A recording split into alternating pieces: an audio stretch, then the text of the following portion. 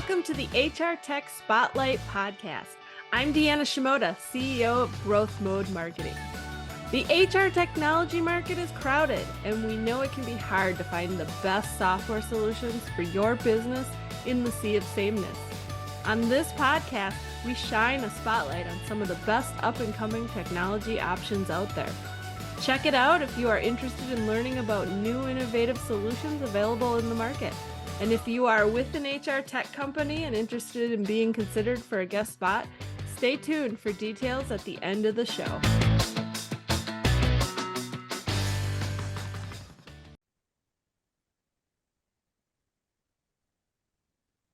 Hello, everybody. In this episode of the HR Tech Spotlight, we are taking a look at Bryq, a talent intelligence platform that helps organizations hire the right people fast and enable existing talent to realize their full potential. Leveraging the latest developments in IO psychology, Bryq offers an AI-driven platform that enables HR professionals and leaders to reduce hiring costs, boost employee performance, and manage talent effectively. Joining me to talk about the platform is co-founder and CEO of the company, Markellos Diorinos. Markellos, thank you for coming on the show. Diana, thank you so much for having me. And you apparently have Greek roots because you did a great job with my name there. That's good, because I was kind of nervous about it. So, first question I always ask everybody, tell us about your background in the HR tech space. That's the wrong question to ask someone, right? You want me to talk about myself? Sit down. Right? Take a pillow, it's gonna take an hour. But let me try and distill it down to the few things that are interesting about myself. I am an engineer by training, but I quickly realized that there is a very low ceiling of what you can achieve as an individual contributor, and very early on shifted my focus on teams. How can I do more? How can I expand my reach? And that requires building great teams and, you know what, later on in life, great companies. So, you know, in my life, I spent, I think about a decade with Microsoft, and that teaches you a lot about how to build an organization and what not to do. And then I spent probably a dozen years in startups and scale-ups. And, you know, the funny thing was that I've worked in the US with Microsoft, but I also spent time in Germany. I've lived for 3 years in Brazil, and then I've lived a bunch of years in Greece. Once you have that little bit of global perspective, you understand some of the challenges that are typically invisible to the rest of the world, right?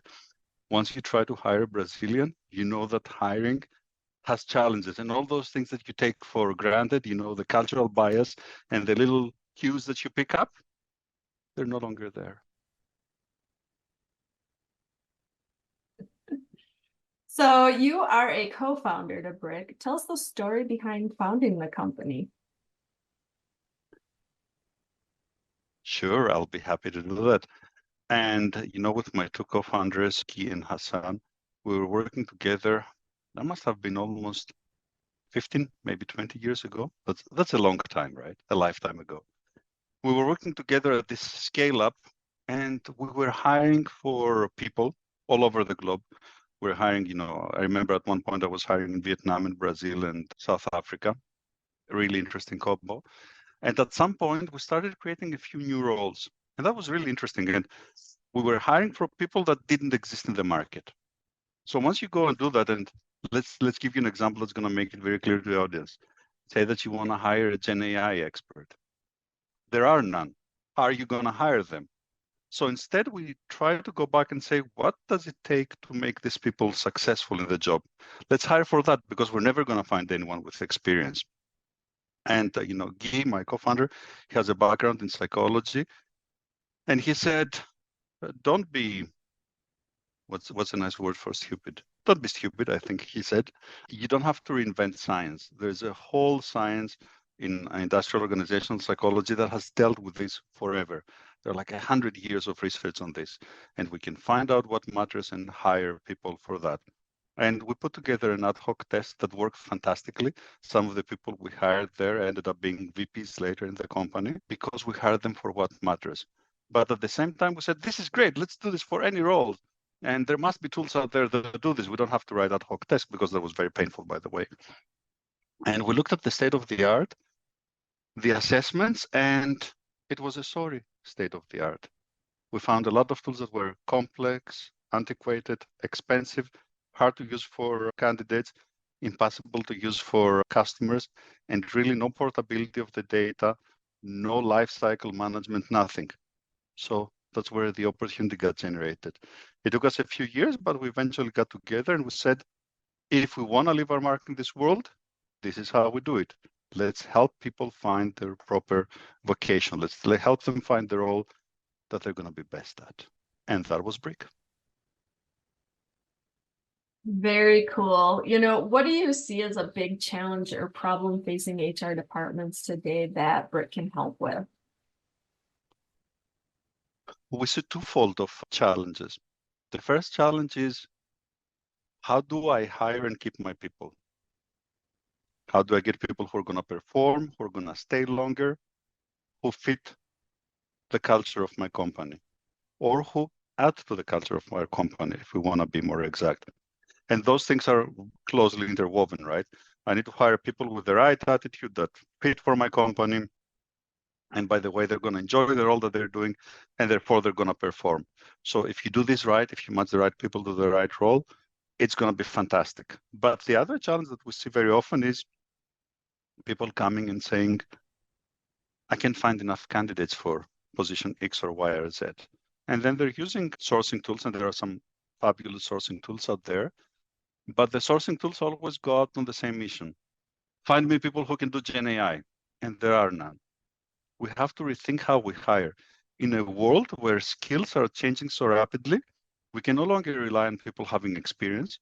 We should rely on more basic things. Would people enjoy this kind of vocation? Will they be good at this work? Are they able to learn fast if that's a requirement for the role?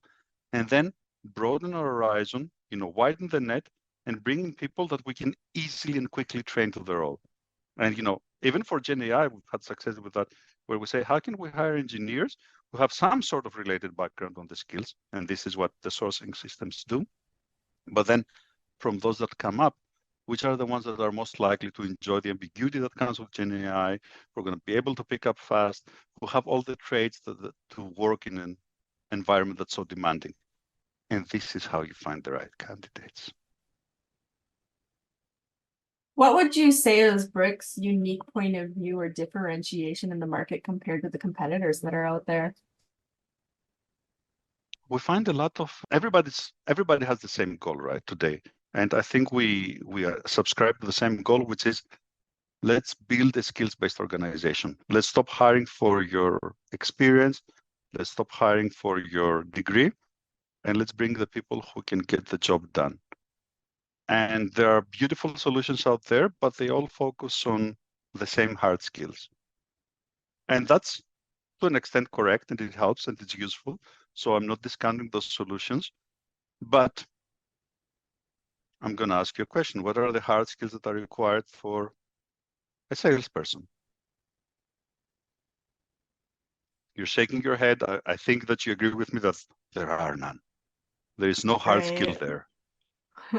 And the same goes for a bunch of other roles, whether you think interns, or you think SDRs, or you start thinking about engineers that know a few hard skills, but you really have to pick up new technologies. It's always the same. So we build the skills-based organization, but we focus on soft skills. And the other thing that we're doing, and I think we're doing fantastically well, is that we're honing in on what's important for an organization. A lot of times you're going to find tools that are going to say, I'm going to find you the perfect salesperson. And they have one definition of a salesperson. What we've learned time and time again is that every company has their own definition of a great salesperson. And even that's not constant. What worked pre-COVID did definitely not work during COVID, and is definitely not working today. So the environment, the world changes really fast. So being able to combine business KPIs with the people a company has and figuring out what is success and how can we define the successful person, the ideal candidate, the ideal engineer, the ideal salesperson, this is more important than ever. And we actually do that. By the way, this is not something that we invented. If you go to our psychology, validation studies have been around forever, but they used to be associated with like 6 months of effort and probably a couple of $100,000. We can now run such validation studies literally at the click of a button. What type of companies would you say are the perfect fit for working with your organization? This is one instance where we have to say size matters, because small companies benefit from a bunch of the things that we do, but it's really once you hit this threshold of 500 people and above, where you have enough volume for it to make sense. So, some of the medium enterprises and mid-market, and definitely a lot of the enterprise space. And there are a few segments where we've seen success repeatedly. So all kinds of professional services, have customers like EY, Deloitte, and so on. Financial services, technology companies, all our SaaS cohorts and friends, telecom, healthcare. These are areas where we've repeatedly seen a lot of these problems. People are struggling with churn, they're struggling with performance, they're struggling with talent, and we can provide solutions for them. And what would you say is the impact that your organization has helped companies experience when they worked with you? Funny you should ask this, because it's really hard to measure. And what we found is that most HR departments are having a hard time looking beyond the traditional metrics. And the traditional metrics are, time to hire, interview to hire. And by the way, we have a profound impact on all of those. We can shorten the duration of the hire. We've taken, one of our customers had an interview to hire ratio of 1 to 10. Now they're down to 1 to 3, which is like a 300% improvement. And these are all important things. But where we really shine is when people start saying, hey, I've reduced churn. What's the business impact of reducing churn? How many hundreds of thousands or millions am I adding to my bottom line by reducing churn? And I'll always talk about performance and churn interchangeably, not because they are, but because in this context, people who perform tend to stay longer, they're happy with the job, and that reduces churn, that increases performance, but you also have a better performance in the job, so you make more money. What is your team's future vision for Bryq? The future. This is something that we love. We see the skills-based future ahead of us, and we're building strongly on partnerships. We work very closely with people like SAP and SuccessFactors, and we want to make sure that we integrate and we provide a unified platform. We understand that our HR customers no longer want point solutions. So what we're looking for is making sure that they can get into a platform, we can put in our data, we can get data from other systems, and then just give them a smooth experience where we can look at talent from cradle or from hiring to retiring, if you like, and make sure that we enable better decisions at every step of the way. When you hire them, when you place them into a position, when it comes time to move them later, when you're thinking about succession planning, when you're thinking about growing the people and how they can advance their career, this is the vision. And that takes a lot of rethinking also on our on our customer side. So a lot of times we're working with a maturity model. You cannot affect all changes on day one, right? There are things that we can actually deploy within a week or two, and that's a fantastic deployment and onboarding time that we have. But really, we're seeing people maturing and organizations maturing as they go towards let's start with talent acquisition and let's go and build this for internal mobility, for talent management, for learning and development, and so on and so forth. So if you ask me, the future and what we're trying to build is seeing companies make better decisions with data every step of the way. What are some of the biggest hesitations that you see companies have when it comes to implementing a talent intelligence platform like Bryq? It's easy for companies to implement better mousetraps, right? So if you're just going in and you're saying, hey, you can keep doing what you're doing, you're just gonna do it faster. That's really easy because this is a known process. So I'd say that the biggest challenge is inertia. We have to go in and start thinking differently about people. We have to connect talent acquisition with talent management. We have to start thinking about our talent throughout their full life cycle, make sure that we use them every step of the way. So whether you call it inertia or change management, this is the biggest challenge. But also, these are the companies that are going to thrive, right? Once you start thinking about people of no more as, bodies that fill places and they produce work, but as integral parts of the organization, people who contribute and who actually make up your company, that's when you start saying, hey, I need to do right by every one of those people. And I need to make sure that I support them, make the right decisions, and keep them as long as I can with my company because they're productive. Which, by the way, is why we're also called Bryq. And yes, we're pronounced Bryq, not Bryq, even though we're spelled Bryq. And the reason why we call the company Bryq is that we feel that you build a company not with actual bricks, but with people. And we provide the building block of companies. We give you the right people so that you can build your company. And that's what matters. What things should someone that is considering purchasing this type of technology take into consideration as they evaluate the options? Oh, okay. I have a laundry list. Let me try and pare it down. The first thing that someone should consider is effectiveness. Do these people have case studies that talk more about than reducing time to hire? But they're talking about affecting churn, predicting performance. Do they have analytics that work? This is top of mind for me. But from there, you have to cover your basics. Whenever you look at an assessment solution, it's validity, reliability, confirmation with roles, with laws, like the recent New York City Local Law 144 that talks about adverse impact and bias. Really important that you get a company that has a bias audit and the upcoming EU AI Act. Although those are things that you need to consider. Candidate experience. Sometimes I tell my colleagues and definitely the product people that our real customers are candidates and employees. We work for them. We are finding them a better job. We just get paid by employers. So candidate experience is paramount for us, and one should never forget it. This is your key stakeholder. And last but not least, ease of use. We need solutions where people can use them and they can be propagated within the organization, whether it's recruiters, hiring managers, and they can make heads of tails. We never provide 20-page reports to people. We want to give them actionable insights to help them. Hey, here's how to manage your team better. Here's whom to hire. Here's how to move along this team.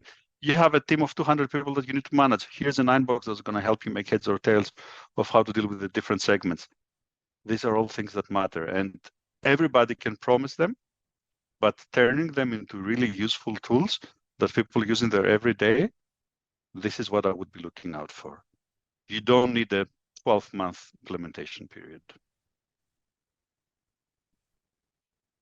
What final thoughts do you want to leave our audience with? I was discussing this with a customer the other day, and I was saying that, man, this is the most exciting HR tech has been ever. I've been following this space for 20 years. I've been active in it for the past 15 years or so. And I cannot remember a time where there was so much change as there is now. And looking back at what we do, we couldn't be doing the things we do today 5 years ago. It's just, the right combination of technology and people and processes and everything. So it's an exciting time. And we're literally building the future of work. And for me, if you ask me, the future of work is true meritocracy, where we enable every individual to maximize their potential. And you know what? I think we're closer to that than we've ever been. Excellent. So my final question, where can listeners go to learn more about Bryq? There's no better place on the internet than our website, www.bryq.com. And that is spelled Bryq.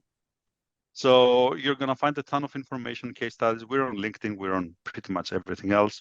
But do reach out. Find me on LinkedIn, Markellos Diorinos, or simply drop me a line at Markellos with two L's, Markellos at bryq.com. Excellent. Markellos, thank you so much for coming on the show to talk about Bryq today. It's been a pleasure, Diana. Thank you so much for having me. And, I'm really excited to talk about this. And I love talking with people who share my passion for the future of work. Yeah, I agree. So for those of you listening, that does it for today's show. Be sure to tune in again next time and also check out Bryq. We'll leave the links in the show notes below.